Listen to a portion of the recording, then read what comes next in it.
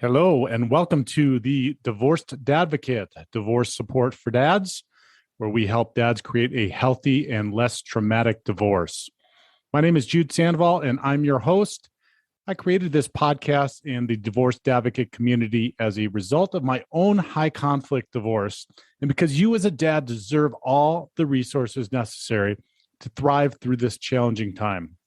I encourage you to check out our website at thedivorcedadvocate.com, where there are resources that correspond to this episode, as well as free access to our membership community, where you will find live meetings, free workshops and courses, private discussion groups, and more.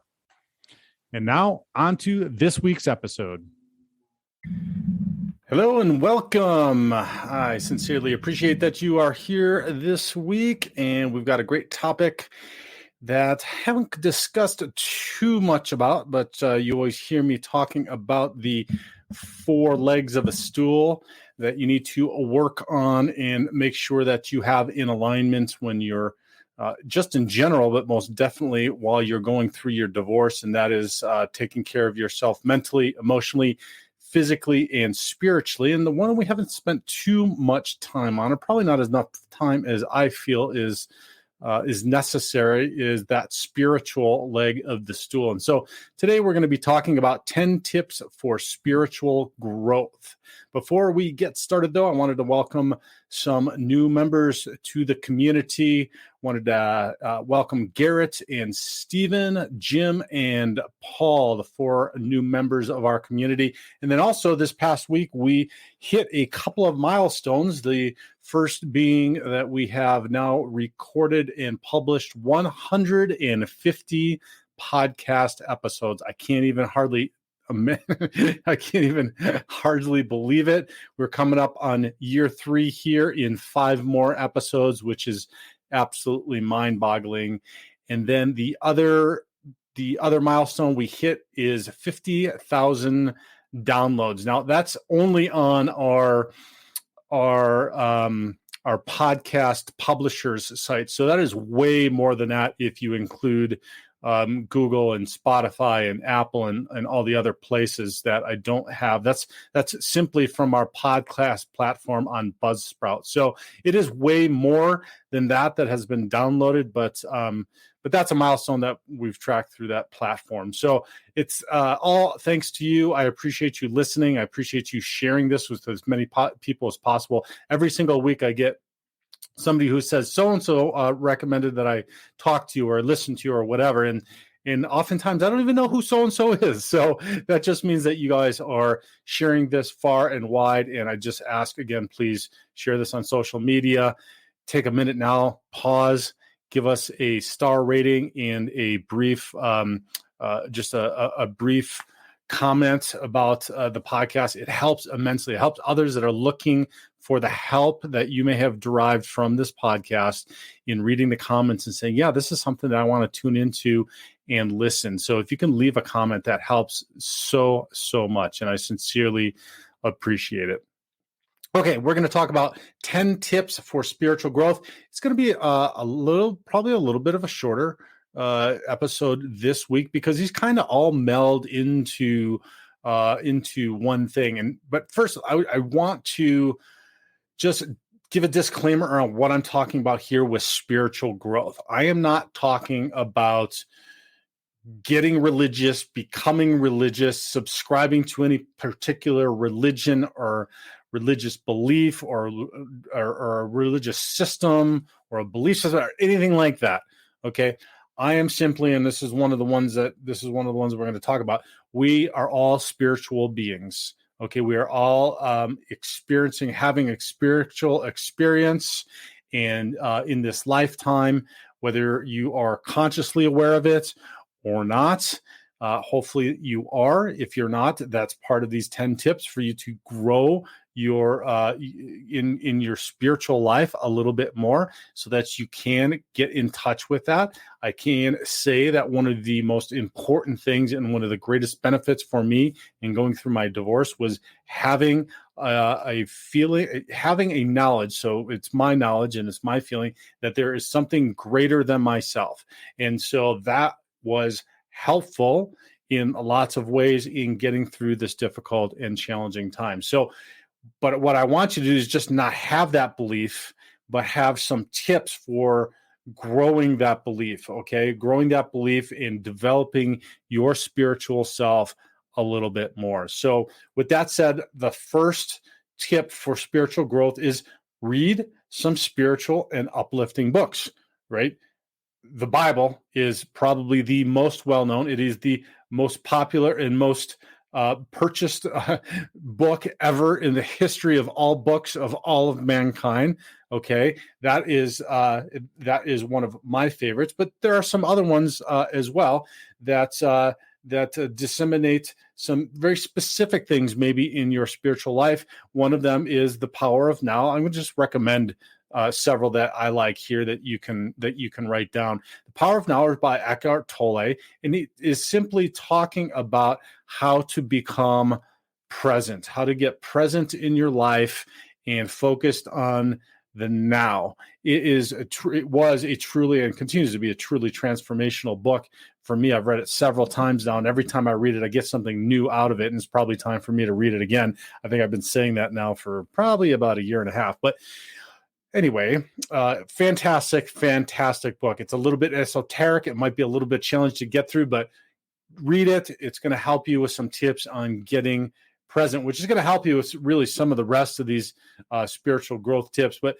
that's really one of the biggest themes here in your spiritual growth that you're going to hear in all of these tips is learning how to get in tune, how to get present, how to tune in, how to pay attention, get with your body and your mind, look within, be positive. Like all of that is going to be part of being present. So that's why that is probably one of the top 3 books that I would recommend on spiritual or on spiritual growth. Another one is the 4 Agreements, another fantastic book. Another one is The Alchemist. That was a great book as well. So there's quite a few. If you don't know, there's meetup groups with book clubs that talk about spiritual or uplifting books all the time. Or I highly recommend if you don't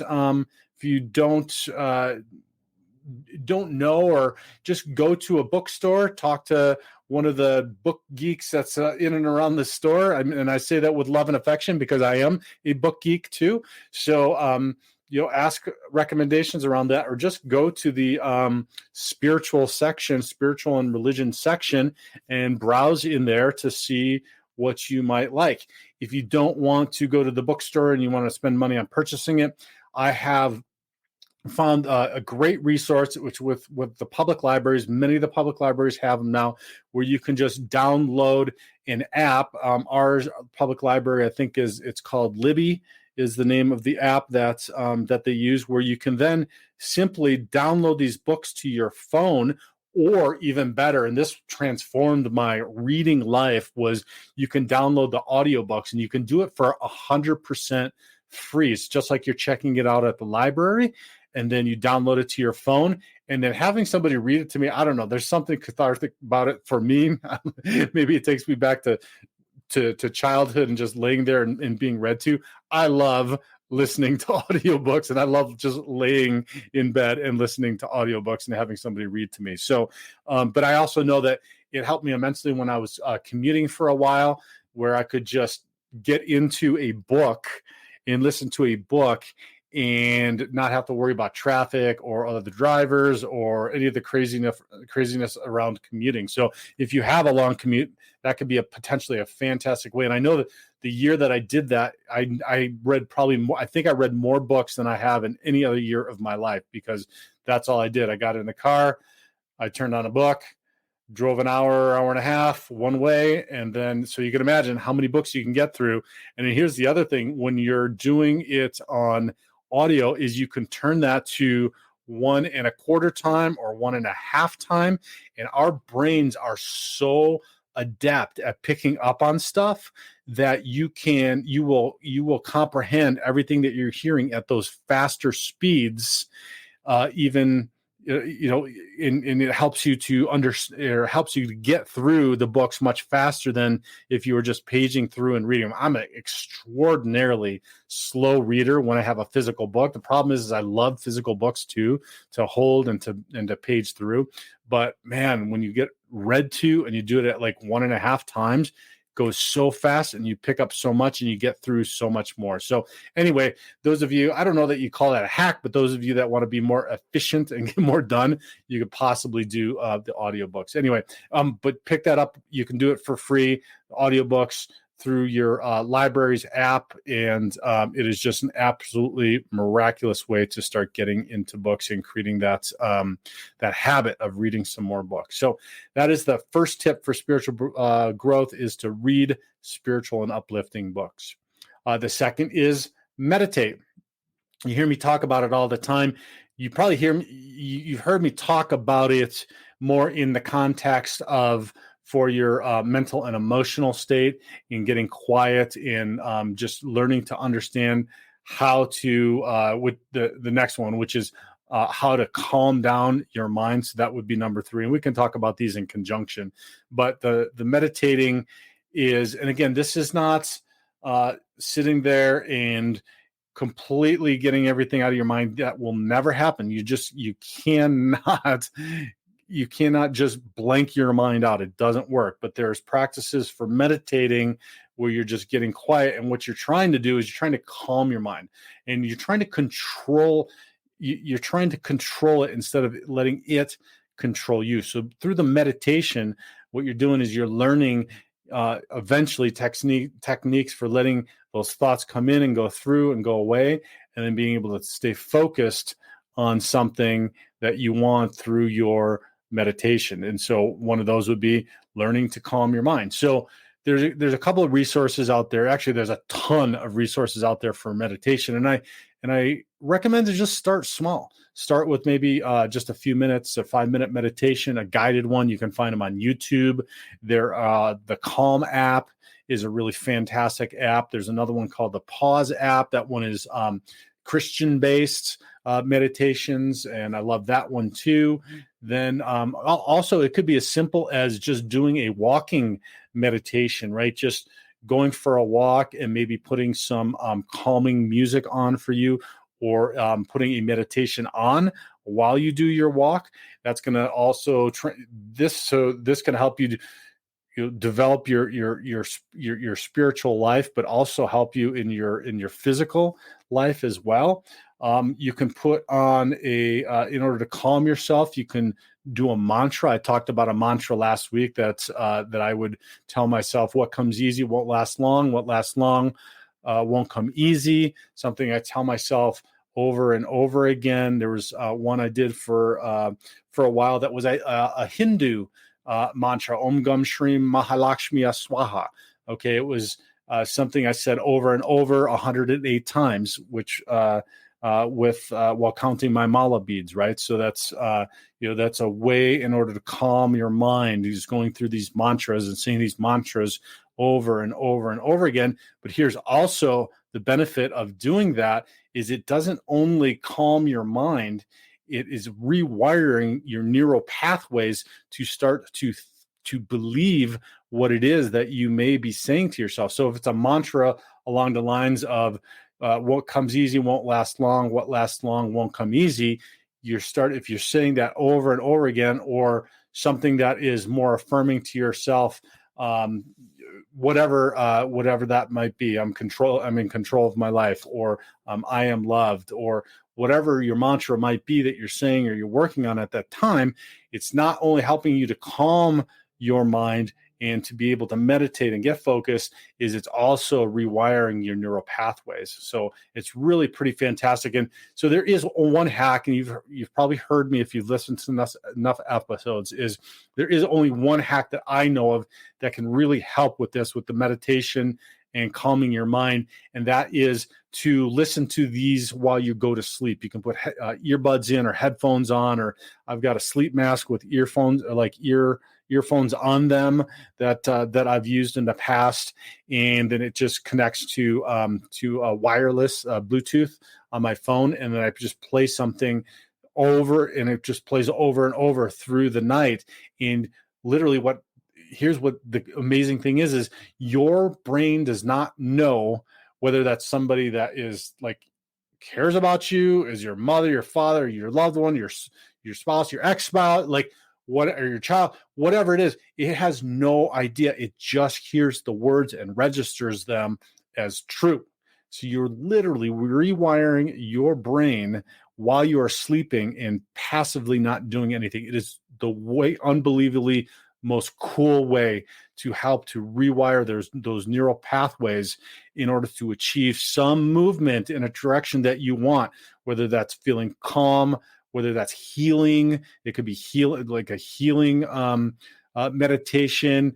It could be a love meditation. I mean, it could be a myriad of whatever you decide that you want to work on. We're talking about spiritual growth, so hopefully, maybe you're going to do something around developing your spiritual self and your spiritual life, growing closer to whatever you may call it, God or a higher being, infinite organizing energy, whatever you might call it. That would go a long way in helping to into developing that for yourself. All right, that was 2 and 3. Number 4 is you are more than your body. This goes back to what I said in the beginning, the first thing, which is you are a spirit with a physical body, not a physical body with a spirit. Let me say that again. It's incredibly important, a hard one to get your mind around. Maybe if you haven't worked on this leg of the stool, but you are a spirit with a physical body, not a physical body with a spirit. Look, we are having a human experience here, and if you can grasp that and accept that, it's going to totally change your attitude and outlook around people and life and events and situations as you go through them. So if you adopt this, that we're a spirit, that we have, I call it, I affectionately call my body my meat suit, right? Like I have the spirit that is donning this meat suit that I'm going through this human experience with. I know it sounds kind of gross and weird and sick, but I mean, when you really think about it, it's and if you adopt this ideal around it, it is really pretty true.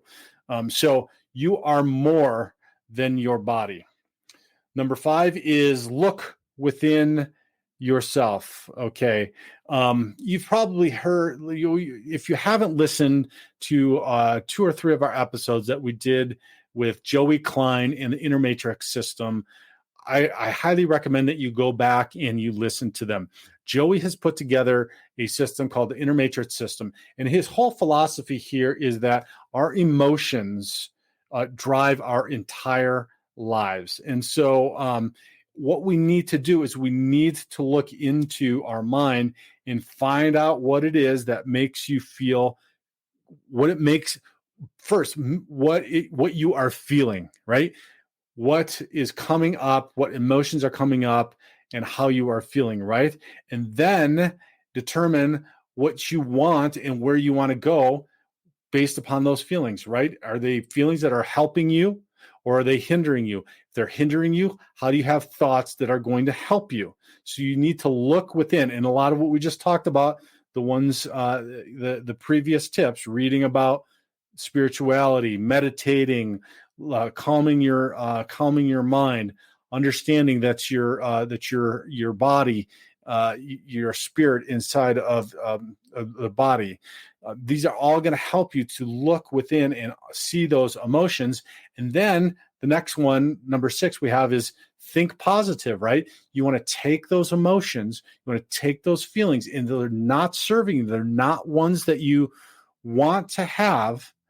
You need to move them into a direction, into something that you want them to be, that are going to serve you. And that's what Joey's whole Inner Matrix system is first, becoming consciously aware of the feelings. He's got the pause bracelet that goes off at a set time, so that you stop and you check in what your feelings are all throughout the day, so that you can determine at that moment, are these feelings that I'm having serving me? And if they're not, what feelings do I need to have in order to move in the direction that I want? Now, it gets much deeper than that, although it's not terribly complicated. If you listen to the session that Joey did with one of my clients, Tim, it is absolutely miraculous how quickly you can move into the direction that you want by just simply being in tune, looking within, and then changing, thinking positively, thinking towards what it is that you want. So that's number 6, which is think positive. Number 7 is develop the happiness habit. Now, I know you're saying, how can I be happy? This is a miserable time. This is an uncertain time. This is a challenging time.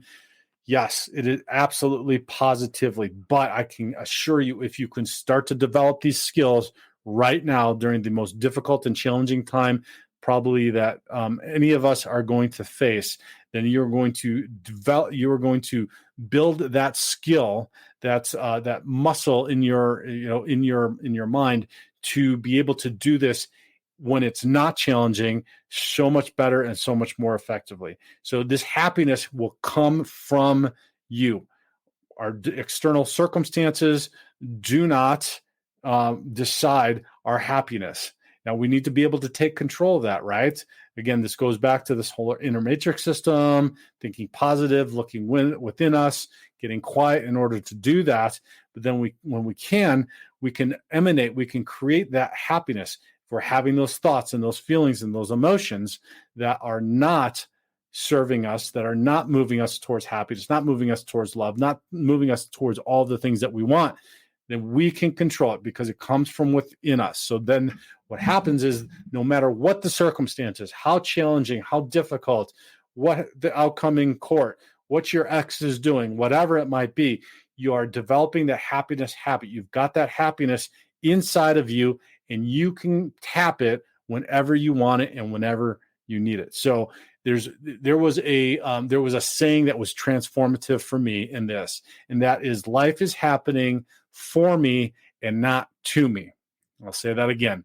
Life is happening for me, not to me. When I started to truly, and so this could be one of your mantras, right, that you go through and say all the time, life is happening for me, not to me. Life is happening, or you could just say, I trust in, one that I was taught was, I trust in the process of life. I trust in the process of life.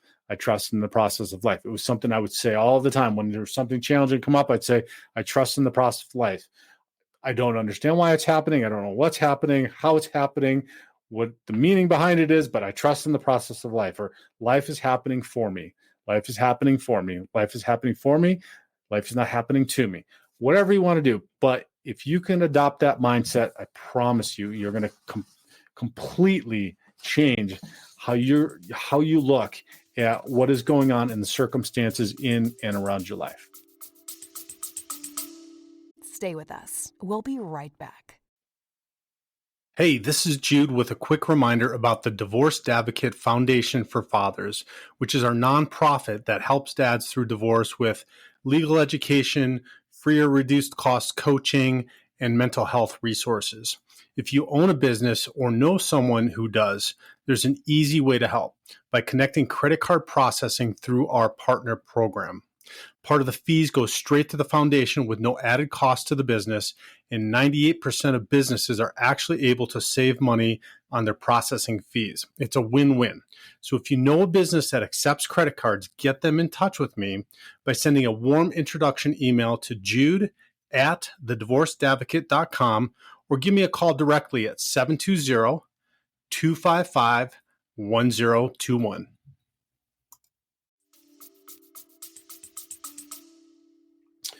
All right, number 8, we got 3 more left. Exercise your willpower. You have agency and you have control. You can, even in small everyday matters, make your own decisions and, control your mind, control your thoughts, control your behavior. Now, this might be a little bit challenging if you have been or are codependent like me, or like I was. I mean, I still am some of the time, but for the most part, I have done the work to know if I am, and if I am, then I fix it. but this can be challenging for those of us that do fall along those lines of being codependent. So exercise your willpower. You are in control. So on all of this, you have the control. You have the control to go out to get the books and read them. You have the control to meditate and carve out that time. You have that control to look within, to take the time to know and understand your mind, your body, develop that happiness habit. You are the one that is in control. You are in control of all of this within your stuff, within your mind and within your body. So exercise your willpower to do what it is that you need to do for that. Number 9, thank God or the universe or the ultimate infinite ordering energy, whatever you might call it. Be thankful. You've heard me talk about gratitude practices over and over and over again. The reason being is if you can get yourself in gratitude and you can get a grateful mindset, it will completely change your mind. And because you cannot be in gratitude and another feeling or an emotion that might not be serving you at the same time. It is just true. You can be like, oh, I feel on this on one hand or that on the other hand, but you cannot be having those at the exact simultaneous time.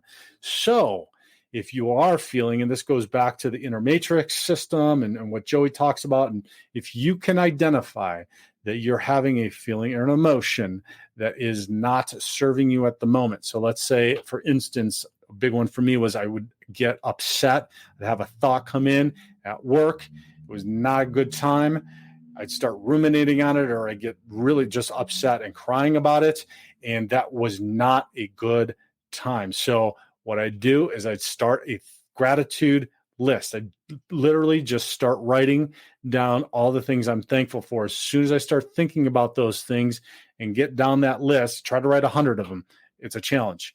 But once I start getting down that, I literally, after, because these emotions don't last that long, literally after, a minute and a half, 2 minutes, you completely change your mindset to being grateful and thankful. So if you can give thanks, and then it starts to become where you've conditioned yourself, you rewired those neural pathways for when something challenging comes. I'm like, thank you, God. I know that there's something on the other side of this that is going to benefit me.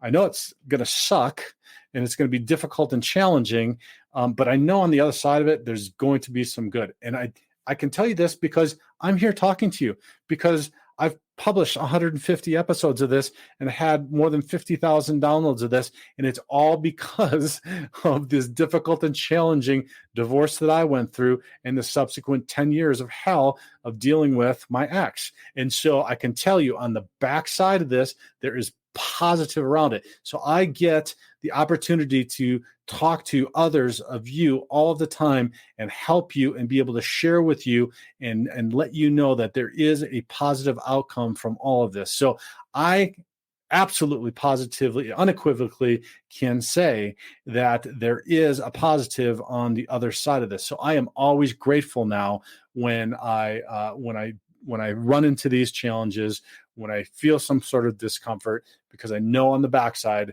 there's going to be some sort of benefit to me going through that. I know that's a really hard one. It's a difficult one, and that's a stretch for you right now, but I promise you'll get there. In a year or 2 years, you can email me, call me, and say, I thought you were crazy, Jude, but I see what you're talking about now. I'm getting them already now. We've done this now, 3 years, the podcast. So I am getting those now after working with so many people for so many years. But trust me on this. I promise you, there is a light at the end of the tunnel. There is a silver lining. All right. And the last tip for spiritual growth is be a more patient and tolerant person. Yeah, this might be a stretch also, especially when you've got somebody going through, tweaking you, triggering you through all this. But if we can think about the fact that all of us are going through something all of the time, we are, our exes are, our kids are, this became very, I became very aware of this by going through a 12-step program where we shared and talked about in a group what our feelings were. Because until I did that, until I listened to what other people were saying, I literally thought all these crazy thoughts and all these feelings in my mind, I was the only one having them until I listened to other people talking about them. I'm going, oh my gosh, they're having that too, or they're thinking that too, or they're experiencing that too. So that's why I highly recommend getting engaged with in our group meetings and getting into the community, because by and large, every single meeting, one person will say, oh my God, I thought I was the only one going through this. Or, oh my God, I can't believe you're saying exactly what I'm feeling. And there's just like a collective sigh of relief when somebody says, oh, I just was curled up crying in bed, or whatever it might be. It's like, wow, I didn't know that there were other people going through and experiencing this. I promise you, we're all going through something. If we can do that, we will be much more tolerant and patient. We'll have more tact and consideration for others, and we'll expand our awareness and our consciousness way beyond our ego, which is only focused on ourselves. So try to be a more patient and tolerant person, understanding that everybody is going through something. That is tip number 10. So those are the 10 tips for spiritual growth. Again, it's incredibly helpful, incredibly not just helpful, it's critical that you are making sure that you're taking care of those 4 stools on the leg, taking care of not only your spiritual life, but your mental, emotional, and physical life as well. And today was 10 tips for spiritual growth. So I hope that you found some benefit of this. Again, if you did, please, please, please share this far and wide on social media. Please leave us a star rating, or the best, most positive thing you can do is to leave a comment on whatever podcast platform or wherever you might be watching this. It helps others to feel comfortable in jumping on and listening to some episodes and getting the help that they need during their divorce. So thank you so much for listening. I sincerely appreciate you. Have a wonderful week, and God bless. To hear the rest of this episode and access the corresponding resources, visit thedivorcedadvocate.com and become a member of our community. It's free to join and will provide you with the resources you deserve as a divorced or divorcing dad. Thank you for listening. God bless, and I'll talk with you next week.